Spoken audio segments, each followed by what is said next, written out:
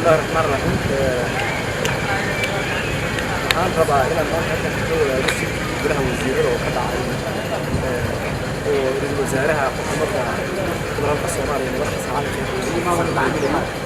ayaa maanta waxaa lagu ansixiyey sharciga duulista iyo hawada ayaa lagu ansixiyey sharcigaas oo mari doona kadib doona baarlamaanka iyo boligii sharci dejinta iyo aqalkiisa kadib madaxweynaha doono waxaa la keenay intiisa sharciyeedka dambiyada kufsiga oo isagana fadhiista dambe ugu ballansan yahay in la ansixin doono waxaa kaloo la keenay sharciga naqshadaynta magaalooyinka oo isagana dib loo dhigay fadhiista dambe waxaa kale oo laga hadlay waxaa ugu muhiimsanaa iyagana arrimaha amniga iyo caasimadda iyo amniga dalka iyo dagaalada ka socda maaragtay puntland somaliland oo iyagana la sheegay nambarka qof ee labada xisbiyo wasiirka amnigu sheegay oo lixdan qof la sheegayo sida wararka ay tirinayaan inay ku geeriyoodeen waxaa kale oo wasiirka amnigu ka warbixiyey xaaladda amniga magaalada caasimadda ee aad wanaagsan tahay wax dhibaatooyin aanay ka jirin wixii xalay meesha ka dhacayna ay ahaayeen waxyaalo oo maaragtay daawud oo maaragtay aanay ahayn sidii dadku moodayeen in maaragtay yarnay ahayn waxay ahaayeen dambacaha lagu shubo marka waxa uu sheegay oo kale in amniga caasimadda oo markii hore barnaamijkii la oran jiray xasilinta amniga loo bedelay sugidda amniga caasimadda muqdisho sidii horeba ay golaha wasiiradu u ansixiyeen waxaa la mamnuucay oo horeba mamnuuc u ahaa in guriga dabajeexa ah aan lagu wareegin caasimadda magaalada muqdisho aan ka ahayn 4 guri oo aakee ah wax ka badanna aan lagu qaadan karin taasna waa la isla soo hadal qaaday kastoo hore loo ansixiyey haddana waa la isku baraarujiyey inaan magaalada lagu wadan karin maaragtay guryaha noocaas ah waxaa warbixin la xiriirta heerka dhammaaday ee mashruuca deymaha ama deyn cafiska laga dhageystay wasaaradda maaliyadda wasiir Bayle oo ka warbixiyey in maaragtay mashruucaas uu meel fiican u marayo SMB2 oo hore looga soo gudbay oo ahaa kii ay dowladdu ku guuleysatay wixii laga rabay dakhli ka badan ay soo xareysay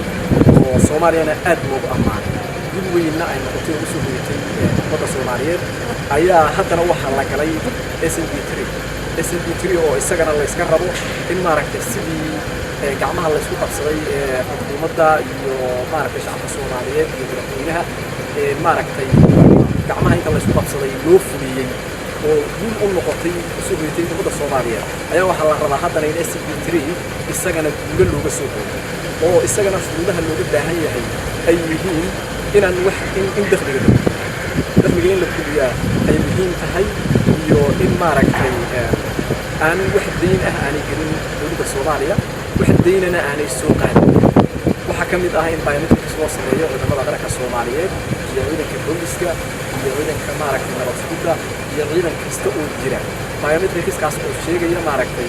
looma sameeyo maaragtay akawno oo ku shuban lacag oo waxyaalaha SMB3 la iska rabo waxaa ka mid ah iyada laftigeeda in la sifo systemka lacagta ama procurement-ga wax lagu soo qabanayo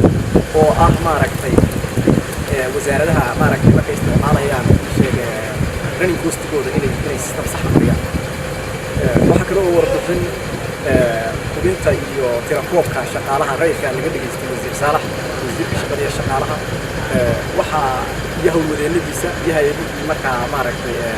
loo xil saaray oo maaragtay shaqadaasi waajibaadka gudanayay waxa uu meesha laga sheegay in maaragtay 90% shaqadaas iyada ah ee maaragtay hubinta shaqaalaha dowladda rayidka ah la dhamaystiray in 3,500 oo shaqaalaha rayidka dowladda ah la diiwaangeliyey in 90% la dhamaystiray iyo in shaqaalaha guud ee payroll-ka shaqaalaha dowladda rayidka uu yahay 5,198 ilaa 4,000 oo markaas waxa u dhimanaya ay yihiin maaragtay waxa ay aad u yar mar haday 90% tahay hawsha mid ay fiican u maraysa mid laakiin aan dhamaan safarada waxa uu wasiirka ii sheegay wasiirka ganacsiga safarkii u tagay Kuwait iyo Turkiga ayuu ka ugu golaha wasiirada oo maaragtay oo dowladda Kuwait iyo Turkiga ay ka wada hadleen warbixintaas laga dhageystay waxa warbixin laga dhageystay wasiirka tamarta iyo maaragtay biyaha oo isaguna dalalka Kuwait iyo Portugal dalalka Kuwait ku aaday wasiir Cusmaan Libaax oo isaguna shirarkaas oo looga hadlayay maaragtay dhinaca biyaha wadamada carabta warbixin إنه واحد لقى دقيقتين وزير كذا يرجع سبورتس كا وزير خديجة ويضرب كور قصي عصومات هي أي كهلان ذلك الكويت ويضرب معك كور قصي كنا وزير في كاسة كتير عليه وبدي يقول السنة ما أنت